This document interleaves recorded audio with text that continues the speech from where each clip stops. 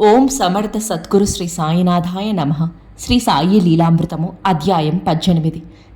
ఒకరోజు పెద్ద వర్షం వచ్చి మసీదంతా తడిసిపోయి బాబాకు కూర్చునేందుకు చోటు కూడా లేకపోయింది. భక్తులు ఆయనను నాటి రాత్రికి చావడిలో ఉండమన్నారు. ఆయన అంగీకరించకపోయేసరికి పట్టుబట్టి ఆయనను అక్కడకు తీసుకుపోయారు. ఆ రాత్రి ఆయన అక్కడ విశ్రమించారు. నాటి నుండి ఆయన ఒక రాత్రి మసీదులోనూ ఒక రాత్రి చావడిలోనూ నిద్రించేవారు. వారిని భక్తులు మసీదు నుండి చావడికి వేడుకలతో తీసుకెళ్లడం క్రమంగా డిసెంబర్ 10, 1909 నాటికి అది గొప్ప చావడి ఉత్సవంగా రూపొందింది. నేటికి ఇది గురువారం రాత్రి పల్లకి ఉత్సవంగా జరుగుతున్నది. ఒకప్పుడు హార్దా నుండి భక్తులు బాబాకి ఒక పల్లకి పార్సల్ చేసి పంపారు. బాబా దానిని మసీదు ముంగిట పెట్టించి 3 మాసాలు దానిని తెరవనివ్వలేదు. ఒకరోజు రఘువీర్ పురందరే చనువుగా, బాబా, ఈరోజు పల్లకికి బయటకు తీసి పూలతో అలంకరించి అందులో మిమ్మల్ని చావిడికి తీసుకుపోదామన్నాడు. సాయి ఆ పార్సల్ విప్పడానికే ఒప్పుకోలేదు. అయినా అతను పంతంగా విప్పుతుంటే బాబా గద్దించి పట్టరాని కోపంతో సటకా తీసుకొని చంపేస్తానని అతని మీదకు పరిగెత్తారు. భక్తులు భయంతో పారిపోయారు. పురందరే అదేమీ పట్టించుకోకుండా నెమ్మదిగా పార్సలు విప్పి పల్లకిని పూలతో అలంకరించాడు. ఇక బాబా మౌనంగా ఉండిపోయారు. అది చూసిన పురందరే పంతంగా, ఇక నుంచి మిమ్మల్ని పల్లకిలో ఊరేగింపుతో చావడికి తీసుకెళ్తాము అన్నారు. అలా మాత్రం ఎన్నటికీ జరగనివ్వను అన్నారు బాబా. అతడు, అయితే పల్లకిని ఖాళీగా మోసుకుపోతామా ఏమీ అన్నాడు. సాయి ఉగ్రులై, నీవు ముందు బయటికి పోతావా లేదా అని చెడ్డగా తిడుతూ సటకాతో బెదిరించారు. అతడు త్వరగా ఆ పని పూర్తి చేసి స్వగ్రామం వెళ్ళిపోయాడు. అతడు అనుమతి కోరినప్పుడు బాబా ఏమీ మాట్లాడకుండా ఊది ఇచ్చారు.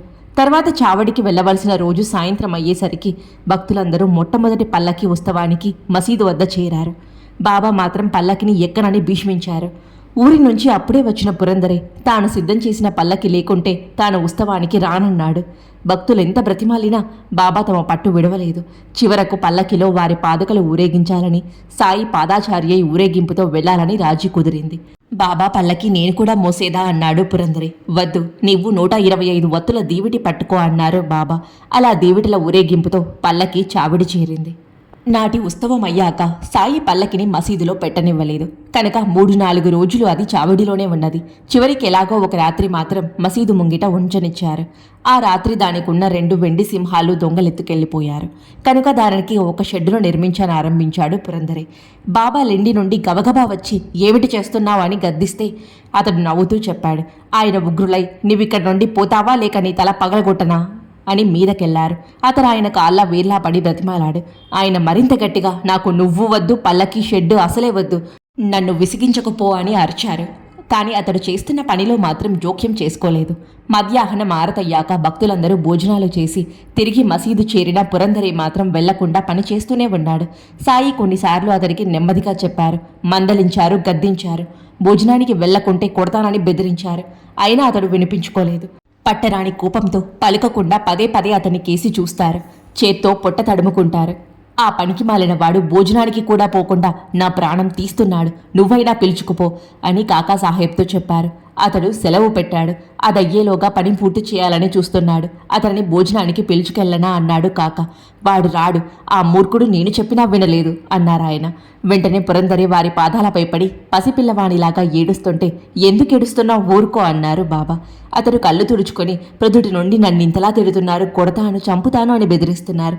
కానీ నేనొక్క పూట భోంచేయకపోతే అంత తల్లడిల్లిపోతున్నారే, నాపై మీకెందుకింత దయ, మమ్మల్ని ఇంతలా పట్టించుకునేదెవరు అన్నాడు. నోర్మొయ్, వెళ్ళి భోజనం చెయ్యి, కడుపు మండిపోతుంది అన్నారు బాబా.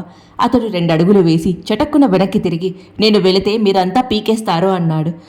బాబా ప్రసన్నులై, నేనేమన్నా రాక్షసుడినా, నేనలా ఏమీ చెయ్యనులే అన్నారు. అతడు భోంచేసి వచ్చి సాయంత్రానికల్లా ఆ షెడ్డుకొక తలుపు బిగించాడు. అప్పుడు పల్లకిని ఆ గదిలో పెట్టి సాయికి నమస్కరించి, బాబా సెలవైపోయింది, నేను వెళ్ళాలి, ఇంకా ఒక తలుపు బిగించాలి, ఆ పని తాత్యాకు అప్పగించి పెడతాను అన్నాడు. ఆ పని రేపు ఆలోచిస్తాములే, నీవు వెళ్ళి విశ్రాంతి తీసుకో అన్నారు బాబా. తెల్లవారగానే అతడు మళ్ళీ సాయిని సెలవు కోరాడు. అక్కడికి వెళ్ళి ఏం చేస్తావు, మనం ప్రారంభించిన పని పూర్తి చేయాలి, కానీ ఇంకొకరికి అప్పగించకూడదు, వీలైనంత తరచుగా షిరిడి వస్తుండాలి అన్నారు బాబా. మీరు సంకల్పిస్తేనే రాగలం అన్నాడు పురందరే. షిరిడీకి నేను అందరినీ పిలుస్తాను, కానీ రావడానికి అందరూ సిద్ధంగా ఉండరు. పని పూర్తి చేసి కాకడ ఆరతయ్యాక వెళ్ళు అన్నారు. పురందరే ఆ మర్నాడు వెళ్ళాడు. అప్పటి నుండి చావడి ఉత్సవం పల్లకి ఉత్సవంగా మారింది. ఆ ఉత్సవానికి ముందే భక్తులంతా మసీదు ముంగిట చేరి తాళాలు, చిడతలు మొదలైన వాద్యాలతో భజన చేసేవారు. ఇంతలో అబ్దుల్లా, రాధాకృష్ణ, అయి ఇద్దరు బాబా తిరిగి వీధులన్నీ శుభ్రం చేసి నీళ్లు చల్లి ముగ్గులేసి మసీదు నుండి చావడి దాకా బాట మీద గుడ్డలు పరిచేవారు. వెనక చిన్న రథము, కుడివైపున తులసి కోట, ఎదుట సాయి, మధ్యలో భక్త బృందము ఉండేవారు. కొందరు మసీదు గేటు వద్ద దీవిటలు సిద్ధం చేస్తుంటే కొందరు పల్లకిని అనుసరించేవారు. కొందరు దండాలు ధరించి సద్గురు సాయినాథ్ మహారాజ్ కీ జై అని కేకలు వేస్తుండేవారు. మసీదంతా దీపాలతో, తోరణాలతోనూ కలకలలాడుతూ ఉండేది. దాని ఎదుట మొంగిట్లో చక్కగా అలంకరించిన శ్యామకర్ణ అంటే గుర్రం నిలబడేది. అప్పుడు తాత్యా వచ్చి బాబాను సిద్ధంగా ఉండమని చెప్పేవారు. తర్వాత అతడు సమయానికొచ్చి చంకలో చెయ్యి వేసి సాయిని లేవదీశాక అప్పుడు సాయి నెమ్మదిగా నిలబడి తమ సంకలో సట్కా, చేతిలో చిలం కొట్టు, పొగాకు తీసుకొని భుజానికి ఒక పాతగుడ్డ వేసుకునేవారు. ఆయన అడుగు ముందుకు వేసే సమయానికి తాత్య ఒక బంగారు జరీ సాలువ ఆయన భుజాలపై కప్పేవారు. అప్పుడు ఆయన అడుగు ముందుకు వేసి కుడికాలుతో దునిలో కట్టెల సర్ది కుడి చేత్తో అక్కడున్న ధూపమార్పి బయలుదేరేవారు. వెంటనే భక్తులెంతో ఉత్సవంగా మేళతాళాలు మ్రోగించేవారు.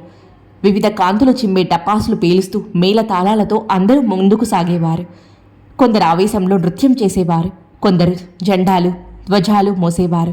సాయి మసీదు మెట్ల మీదకు రాగానే 100 మాగాదులు ఎలుగెత్తి జై కొట్టేవారు. భక్తుల చామరులతో వీస్తూ బాబాను ముందుకు నడిపించేవారు. తాత్య ఒక చేత్తో లాంతరు, మరొక చేత్తో బాబా ఎడమ చెయ్యి పట్టుకునేవాడు. కుడి చెయ్యి మహల్సాపతి పట్టుకొని తర్వాత విడిచి సాయి దుస్తుల అంచుల పట్టుకొని నడిచేవారు. జోగ్ ఆయనకు ఛత్రం పట్టేవారు. ఆయన ముందు శ్యామకర్ణ, వెనుక భక్తులు, సేవకులు, వాద్యగాళ్ళు నడిచేవారు. నామ సంకీర్తనం, వాద్యాలు, జయకారాలు మిన్నుమెడుతుంటే ఊరేగింపు నెమ్మదిగా మసీదు మలుపు చేరేది. అక్కడ సాయి చావడి వైపు తిరిగి నిలిచినప్పుడు ఆయన రూపం దివ్యంగా ఉండేది. ఆయన ఏకాగ్ర మనస్కులై ఎవరినో మనసుతో పిలిచినట్లు కనిపించేవారు. తమ కుడి చెయ్యి క్రిందకి పైకి ఊపి వింతైన భంగిమలు చేసేవారు. కాకాసాహేబు వెండి పళ్ళెంలో గులాల్ పూసిన పూలు తెచ్చి ఆయనపై చల్లుతుండేవారు. అప్పుడు వాద్యగోస ఆకాశాన్నంటేది. అప్పుడు బాబా ముఖంలో వట్టిపడే దివ్య కళను మించినదేదీ ఉండజాలదు అన్నాడు ప్రధాన్. దానిని స్వయంగా చూసిన హేమాద్ పంత్ ఆ దృశ్యము, దాని వైభవము వర్ణించం సాధ్యం కాదు అని వ్రాసాడు. ఒకప్పుడు మహల్సాపతి దివ్యమైన ఆవేశంతో నృత్యం చేసేవాడు. అయితే ఏకాగ్రమైన సాయి దృష్టిని ఇవేవీ కించిత్ కూడా ఆకర్షించలేకపోయేవి. దివ్యమైన ఆ ఉత్సవాన్ని చూడడానికి ఎందరెందరో గుమికూడేవారు.